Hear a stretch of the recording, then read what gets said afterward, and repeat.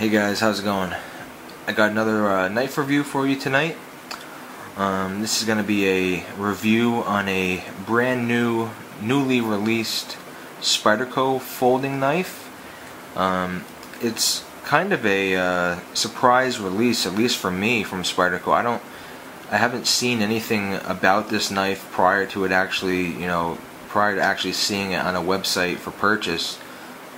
So I mean, I was pleasantly surprised, to just see this thing and see how cool it was, and I just had to purchase it. I got it, as soon as they were basically posted on Blade HQ. I ordered one, so I got this thing yesterday, and I've just been playing around with it, and it's absolutely awesome for what it is.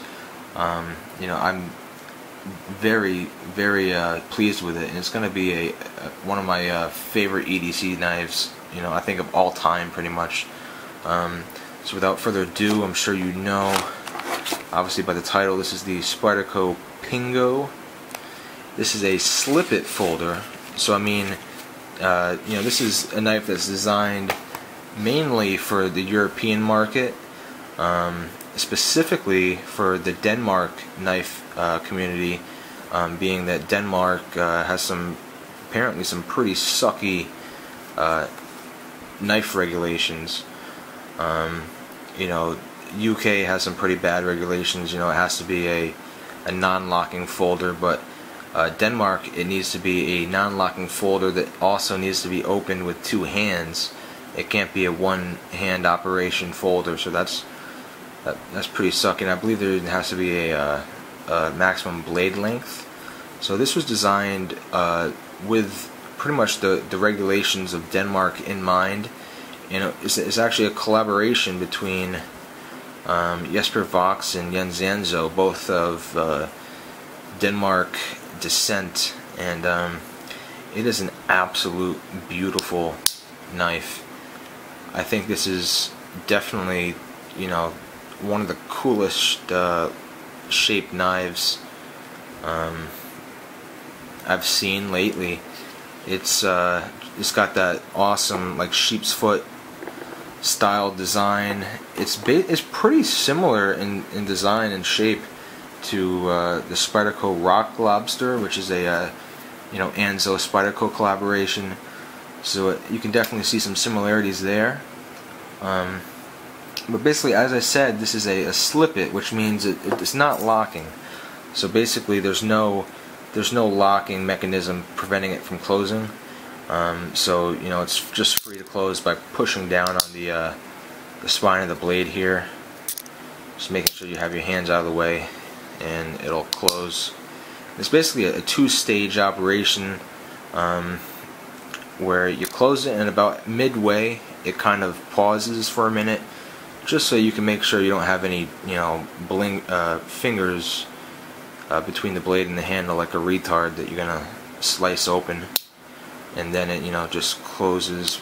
It uses a spring lock, sort of like a modified. I think it's sort of similar to a lockback in that there's spring tension back here, that when you rotate the blade, it kind of modulates that tension, and it has different cutouts where at halfway and full open it kind of snaps into place. But this thing is just incredibly, I just think it's an incredible design. It's got the black FRN handles with a very, unique for Spyderco. It's got the Bowler N690 CO blade steel. So it's got the N690 steel, which is pretty much a Boker staple steel. It's a very widely used steel on the higher end Boker production knives, and it's nice to see that Spyderco is actually using that in this folder. I believe the steel, it's an Austrian steel.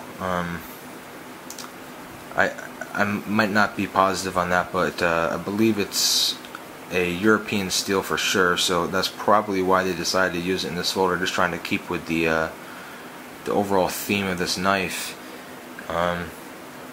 So yeah, I mean, it's got beautiful design. It's got a really very high quality blade steel, especially for the price at about 49 bucks. You're getting very high quality, resilient blade steel. Just together with this awesome design, I think it's a definite purchase.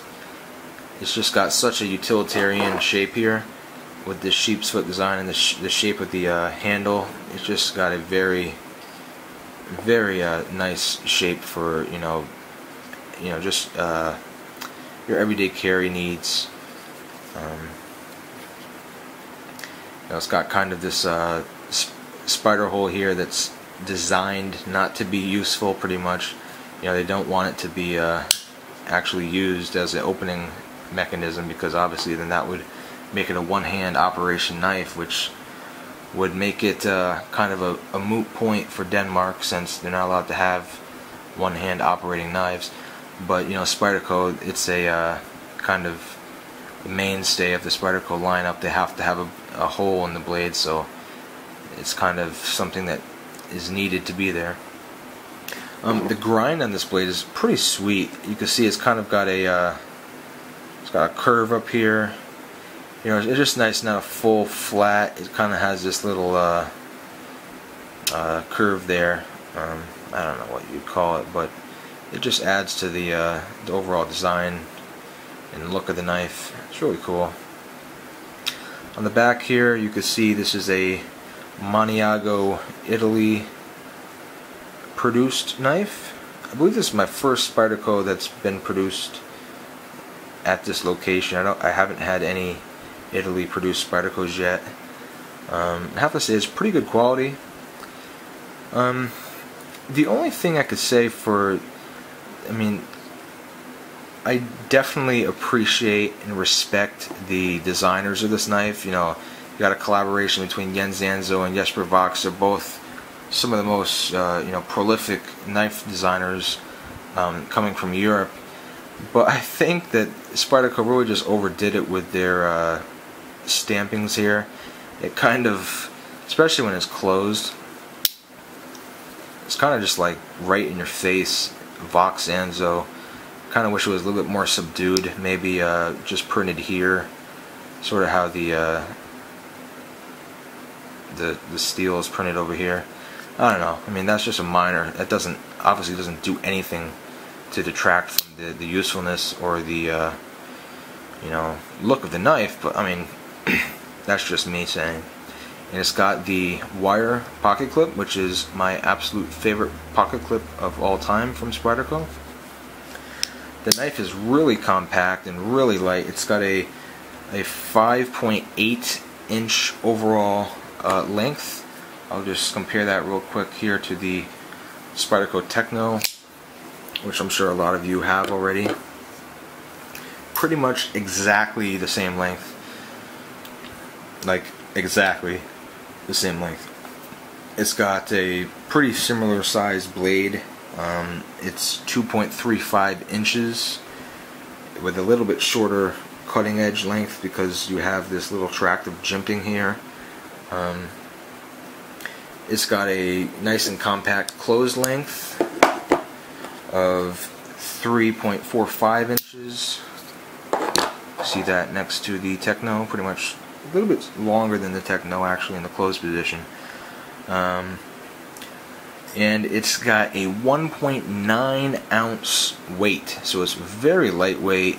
And this thing just is an incredible option for like a backup blade or an EDC blade. It's just going to be something that you could carry, clip onto your pants. Say you're writing, you have your main tactical blade on your right side. You can just clip this thing on the left and not even know it's there. It's so light, so unobtrusive.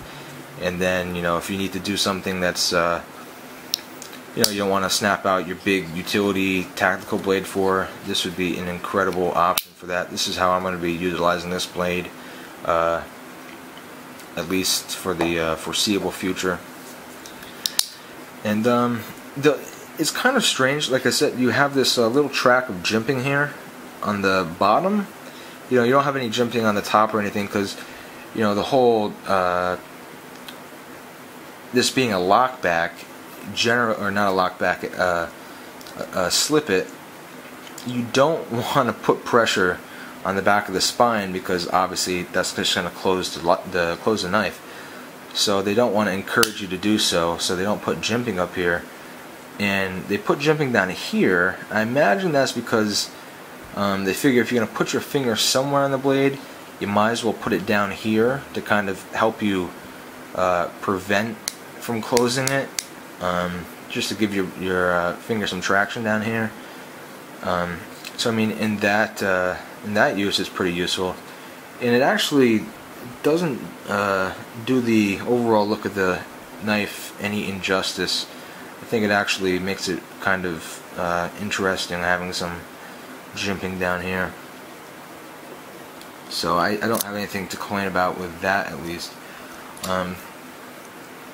But yeah, like I said, this is a very good option for just a small backup EDC knife, and I'm absolutely pleased with my purchase of this blade for, you know, 49 bucks, and I would definitely recommend you picking it up. You know, it's a Spyderco knife, it's incredible quality, and it's got it's been designed by two of the best knife makers in the world, so you know, there's nothing really you can go wrong with in buying this knife. So I thank you for watching, and just please stay tuned for some more knife videos. I got a couple more coming up, some good stuff. This past week's been a pretty good knife week for me. Spent a lot more than I should have, but I've got some good stuff. So stay tuned, and thanks for watching.